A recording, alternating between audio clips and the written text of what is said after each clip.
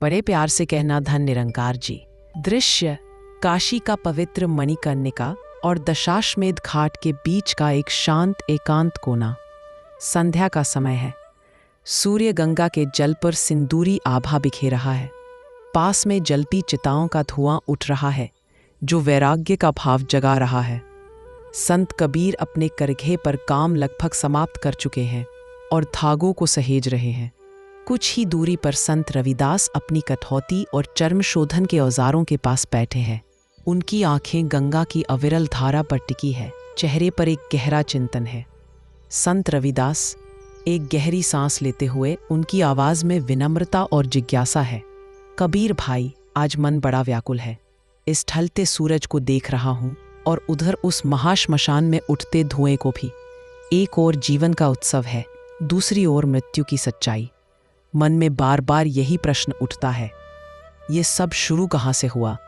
ये पहला जन्म कैसे हुआ जब कुछ भी नहीं था?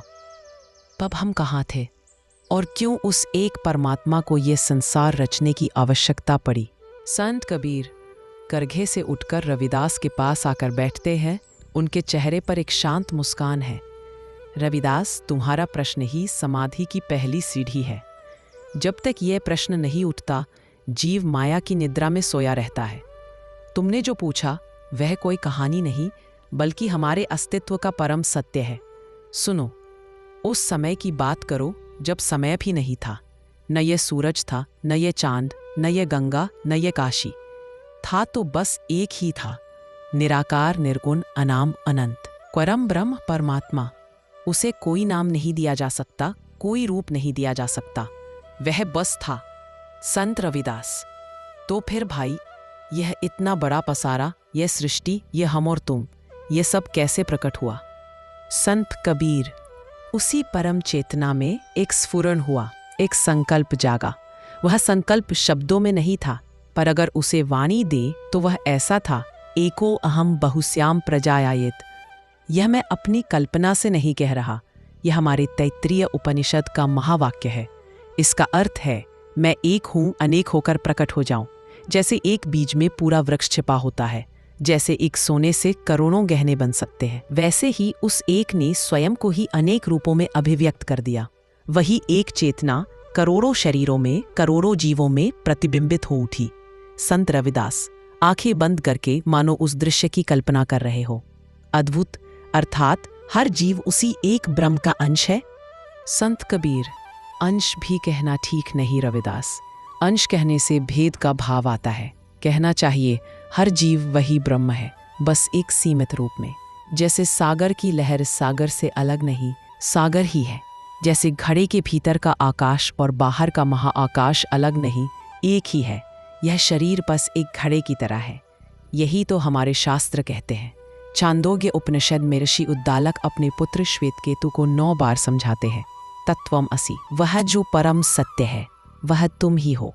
तुम कोई साधारण देह नहीं हो, तुम वही ब्रह्म हो। इसी सत्य को मैंने अपनी भाषा में कहा है। पानी ही ते हिम भया, हिम होए गया बिलाए। जो कुछ था सोई भया, अब कछु कहा ना जाए। अर्थ समझाते हुए, देखो रविदास, जैसे पानी ही जमकर बर्फ बन जाता है और फिर गर्मी पाकर वही बर्फ पिघलकर वापस पानी बन जाती है। जो मूल तत्व पानी था वही अंत में भी रहता है। बीच का रूप तो बस एक अवस्था थी।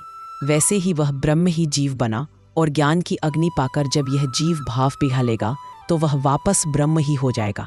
कहने को कुछ बचेगा ही नहीं। संत रविदास आंखें खोलते हैं। उनमें अब एक नई उलझन है। कबीर भाई, आपकी बात हृदय को छू रही है। यदि हम सब वही परम ब्रह्म हैं, तो फिर यह बंधन क्यों? यह दुख, यह पीड़ा, यह ऊंच नीच, यह बार बार जन्म लेना और मरना क्यों? हम अपनी असलियत भूल कैसे गए और इस चक्रव्यूह में फंस कैसे गए?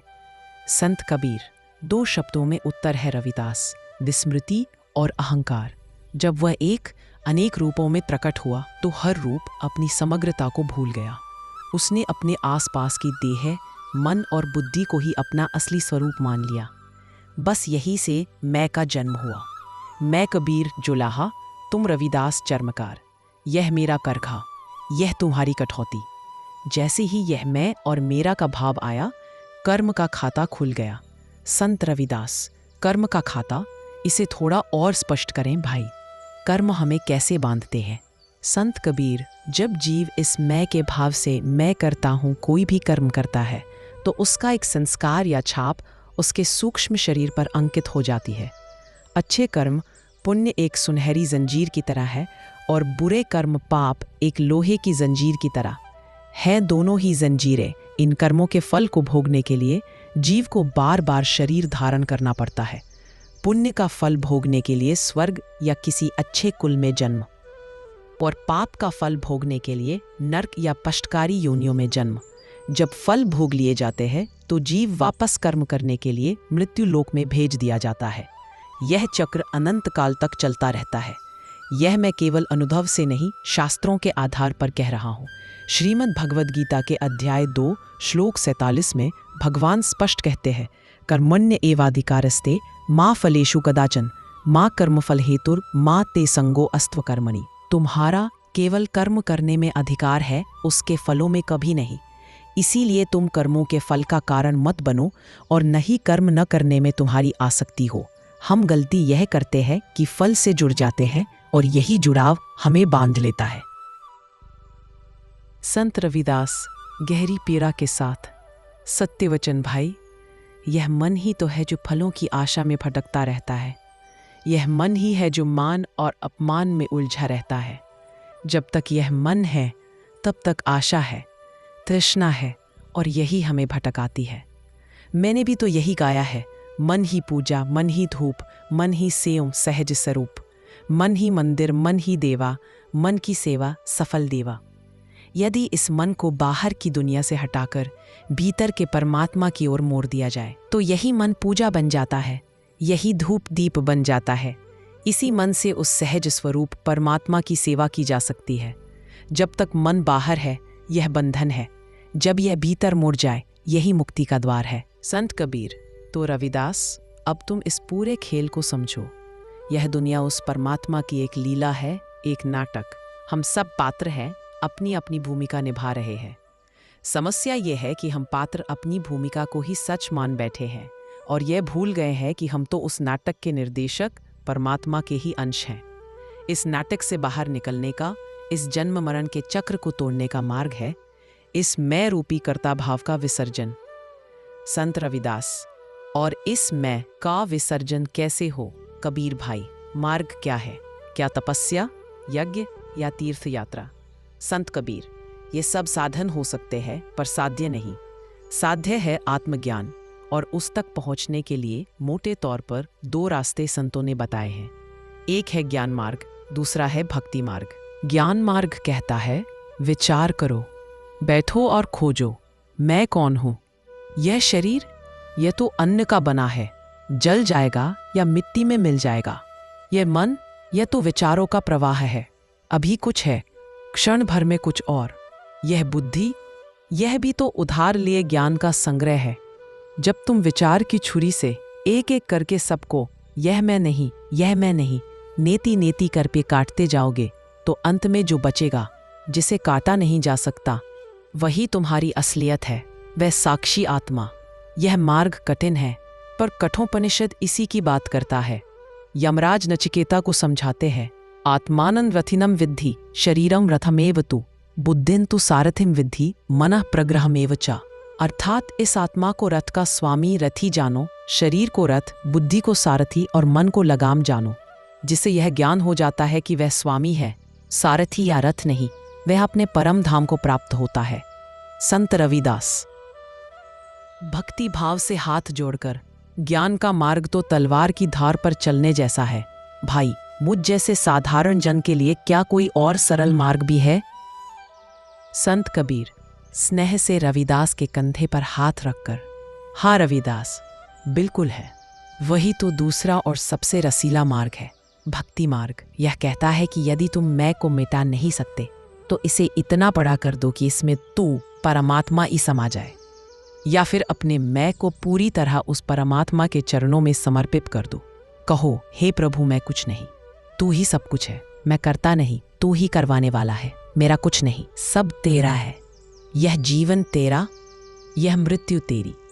जब करता ही तू हो गया तो कर्म का फल किसे लगेगा? इस समर्पण की महिमा तो स्वयं भगवान ने गीता के अंतिम अध्याय 18.66 में गाई है। सर्वधर्मान परित्यज्य मामेकम शरणम व्रज, अर्थात सब धर्मों कर्तव्यों का आश्रय छोड़कर तू केवल एक मेरी शरण में आ जा, मैं तुझे सभी पापों से मुक्त कर दूंगा, तू शोक मत कर। संत कबीर। पर याद रखना रविदास, चाहे ज्ञान मार्ग हो या भक्ति मार्ग, बिना सद्गुरु के ये यात्रा पूरी नहीं होती। गुरु ही वह जौहरी है जो पत्थर में छिपे हीरे आत्मा को पहचानता है।